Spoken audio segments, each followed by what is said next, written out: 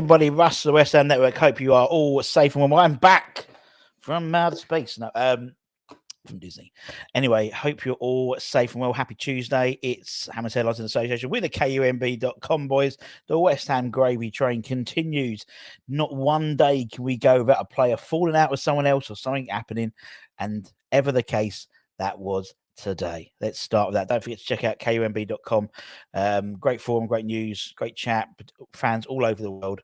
Over 25 years the boys have been working on that now, so fair play to them. Right, so let's crack on. Let's talk about who's been having a row. You might have seen it already on Twitter and stuff like that, but Fabianski did a interview with Chanel Plus, and that was, well, I don't know whether this has been okay by the club, because as we know, everything that comes through the club, if you want to interview one of their players and your news outlet, you have to have it all approved and everything has to be checked and all that type of stuff. I don't know if this has been done. In all honesty, so it sounds like another sort of leaked interview, but we don't know. We're just speculating. But in terms of what he said, it might have not been official, possibly. So Fabianski was interviewed by Chanel Plus about being dropped. Basically, he obviously Areola had the number 1 or number 23 jersey, but the fictitious number 1 jersey for the game against Bournemouth, which is a bit of a surprise to some people, I think. We thought it was always going to happen. I mean, he's 38, 39 now, Fabianski. He's got 1 year left in his contract. That was a 1+1. This is the +1 of the season now. So the idea is, unless he's offered anything else, which I don't think he will be offered one at the end of this season, he'll be off ski in the summer. But he took to news of being dropped by Moisey very badly. He was quoted as saying, and this is in Polish, but it's been translated by Alan Repska, as you know. He says, "I took the news awfully. Being honest, first of all, it was a massive shock. Second of all, the information made me angry. I wasn't mentally ready for something like this. The way the situation was handled feels weird to me. As you probably feel my pain, all I say is that you work with the club, the coaching staff, and the manager. I deserve the situation to unfold in a different way than how it happened. And on Thursday, I know it's just my subjective opinion, but I feel like I should have been treated better in that situation." So, and again, the whole thing with translations is sometimes the intonation gets lost in the translation, and he actually speaks quite calmly, but obviously in Polish. I don't know whether that's actually, he might just be sort of a silent assassin, but very sort of just reflective. Now he's frustrated. Obviously he's upset that he's lost the number 1 jersey. That's not a problem. You should be upset if you concede. That's not a professional football player. You want to be playing. You want to be starting. Now it's the bit that he says, it was handled badly in terms of how I was given that news. That to me is interesting in terms of getting this signed off by the club. Also, the fact is, he's delivered that whole interview. Channel Plus is a French, obviously, website, the French sports channel, but he delivered it in Polish. Now, again, I love a conspiracy theory. Do you reckon he delivered it in Polish? Because he could have done it in English easily. He could have explained it in English and the French, but he's done it his native tongue on a French broadcast channel. I think shots were fired under the carpet, so to speak. He could have, I'll get my friend to translate it. Oh, I love West Ham. Who knows? But I love a conspiracy theory. But he's fuming as well. So someone else to add to the pot. It seems most of that side, you got to think the likes of Cresswell, Paqueta's head's turned, Antonio's looking to leave, Skarmaka's left.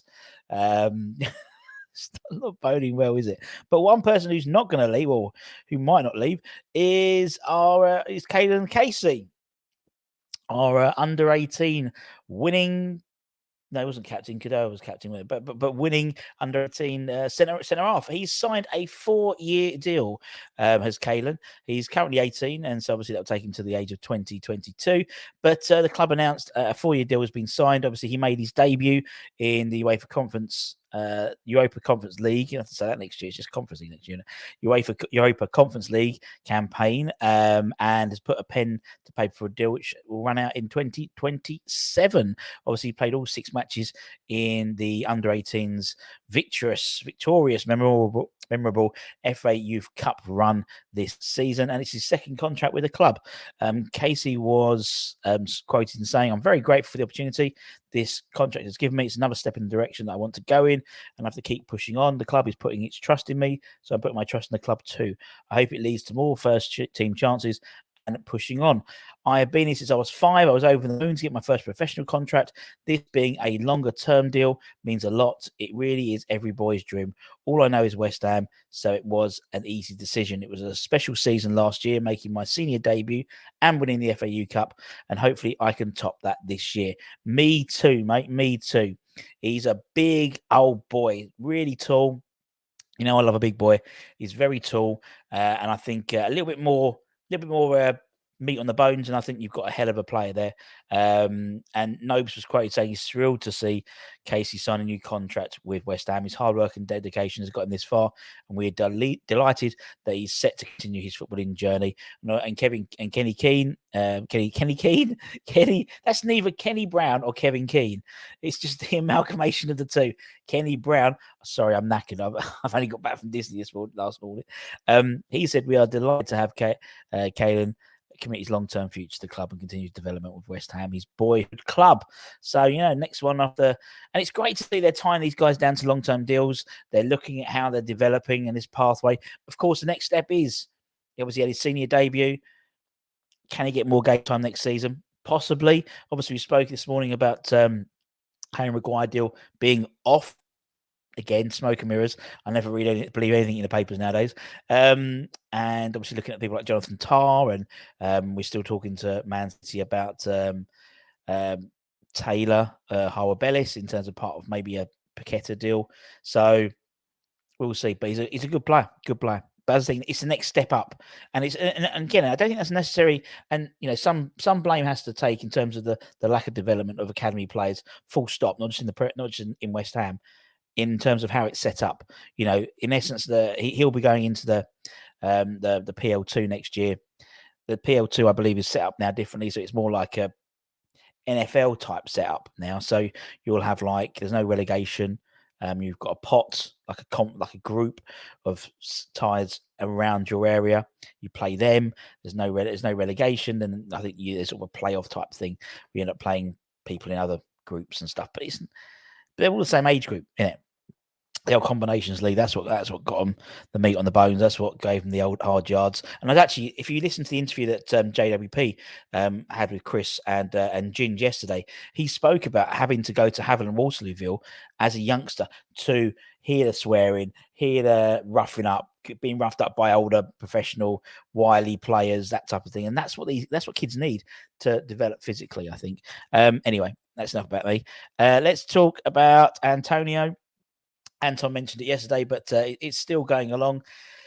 Actually, they made the Souček deal official as well. 4 years for Souček as well. But anyway, we said that yesterday.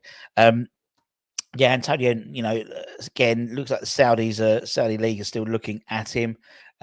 We've got, I think it's about £9.5 million offer by a Saudi Pro League side. Obviously, he was meant to be, there was talks of him going to El Ittihad, the Steven Gerrard side, but then they signed Moussa Dembele on a free. But Tutu Mercato Web have said that he's been offered a 11 million euros, 6.5 million quid deal, 2 years. Wow, incredible money in it. Absolutely incredible money. It's added the proposal has not come from one of the 4 PIF acquired clubs in Saudi Arabia. And the offer has been put to Antonio. Agreement would still need to be placed for West Ham in terms of the fee, but he's been put a 9.5 million. 9.5 million, 4.25 million a year for Antonio. Bless, go for it, mate. You're 33 now, son. 34 in March. Just go for it, mate. Honestly, we've been linked. We spoke at lunchtime today about the likes of Santiago Jimenez from Feyenoord. We've been linked with. There's great, new talent around, which we should definitely look at. But obviously, strikers, we haven't had a good run with strikers. So our best 2 strikers being converted right wingers. So, put Jared Bowen in.